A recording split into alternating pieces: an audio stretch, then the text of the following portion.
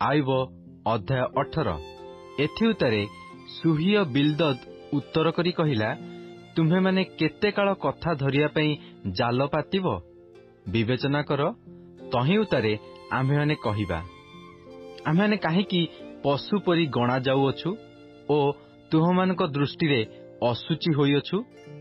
କ୍ରୋଧରେ ଆପଣାକୁ ବିଦୀର୍ଣ୍ଣ କରୁଅଛ ଯେ ତୁମ୍ଭ ପାଇଁ କଣ ପୃଥିବୀ ପରିତ୍ୟକ୍ତ ହେବ? ଅବା ଶୈଳ କଣ ସ୍ୱସ୍ଥାନରୁ ଦୂରୀକୃତ ହେବ? ହଁ, ଦୁଷ୍ଟର ଦୀପ୍ତି ନିଭାଯିବ ଓ ତାହାର ଅଗ୍ନିକଣା ନିସ୍ତେଜ ହେବ। ତାହାର ତମ୍ବୁରେ ଆଲୁଅ ଅନ୍ଧାର ହେବ ଓ ତାହାର ଉପରିସ୍ଥ ପ୍ରଦୀପ ନିଭାଯିବ। ତାହାର ସାମର୍ଥ୍ୟର ଗତି ସଙ୍କୁଚିତ ହେବ ଓ ତାହାର ନିଜ ମନ୍ତ୍ରଣା ତାହାକୁ ତଳେ ପକାଇବ।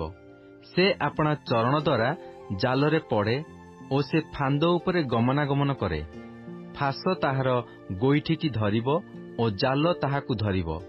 ତାହା ପାଇଁ ଫାଶ ଭୂମିରେ ଗୁପ୍ତ ଅଛି ଓ ପଥରେ ତାହା ପାଇଁ ଜନ୍ତା ଅଛି। ଭୟଙ୍କରତା ତାହାକୁ ଚତୁର୍ଦିଗରେ ଭୀତ କରିବ ଓ ତାହାର ଗୋଡ଼େ ଗୋଡ଼େ ଗୋଡ଼ାଇବ। ତାହାର ବଳ କ୍ଷୁଧାରେ କ୍ଷୀଣ ହେବ ଓ ତାହାର ଶେଷ ସମୟକୁ ବିପଦ ପ୍ରସ୍ତୁତ ଥିବ। ତାହା ଶରୀରର ଅବୟବ ସବୁ ଗ୍ରାସ କରିବ। ହଁ, ମୃତ୍ୟୁର ପ୍ରଥମ ଜାତ ତାହାର ଅବୟବ ସବୁ ଗ୍ରାସ କରିବ। ସେ ଆପଣା ବିଶ୍ୱାସ ସ୍ଥଳ ରୂପ ତମ୍ବୁରୁ ଉତ୍ପାଟିତ ହେବ ଓ ସେ ଭୟଙ୍କର ରାଜା ନିକଟକୁ ଅଣାଯିବ।